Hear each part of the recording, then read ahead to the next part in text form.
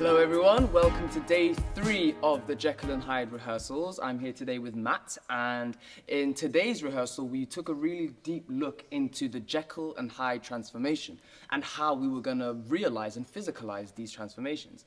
Now, in no way, shape and or form am I a movement director, however I have had some experience in contact improvisation and what have you, and that's how we sort of worked today, wasn't it? Mm-hmm. We wanted to take a look at how can we get Jekyll, this Victorian era gentleman, into Hyde, this devilish, ape-like individual, really small stature. Now, Matt, can you sort of talk me through how it was for you? Have you had any sort of contact improvisation experience beforehand? And what was it like when we did it today for you? So no, it's quite a new thing for me. Yeah. I thought it was a really exciting and useful way to work. Mm-hmm.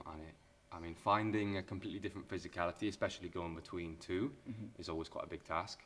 So I think it really helped with that. And for me, it just, first experience, it gives you like the physical sort of impetus, yeah, to be able to move your body, and it does it in like a fresh, organic way. It doesn't feel like you're acting. Yeah. You're not doing things, you're just responding. Yeah. And then you get that feeling, like, we were working in particular, you were doing it like quite localized. Yes. And then spreading down the body, spreading to all different parts. Because it wasn't a thing of he drinks the liquid and his entire self becomes Jekyll or Hyde. It flows through him, doesn't it? It goes in through him and through his bones and through his muscles and all his exteriors and everything interior inside of him. And it was quite an experience today, wasn't it? I mean, we literally designed it so that I had a finger that would follow through and be that electrical impulse that you would then take on. Now, how do we do this further? How do we go further with it? What do you think we could do more? What could we do more? Gave you a question there. Yeah, you did. Yeah. To do it more,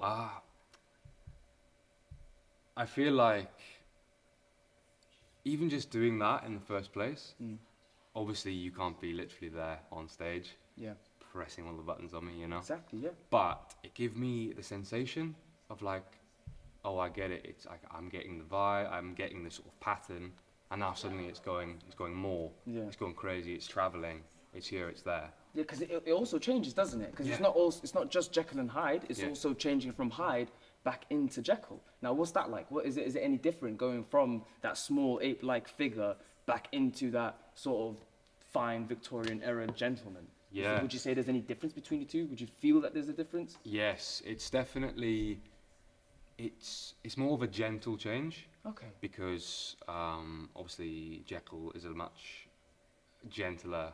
He's a gentleman, so he's a much calmer character. So going into him is always going to feel a bit gentler, because you've got Hyde, this primal sort of force is almost bursting out of Jekyll when that happens. Yeah. It's almost like the other way around. But at the same time, Hyde enjoys being in control. Yeah. So he does not really want to. He doesn't want to give it back so easily. So it's almost like we worked on today.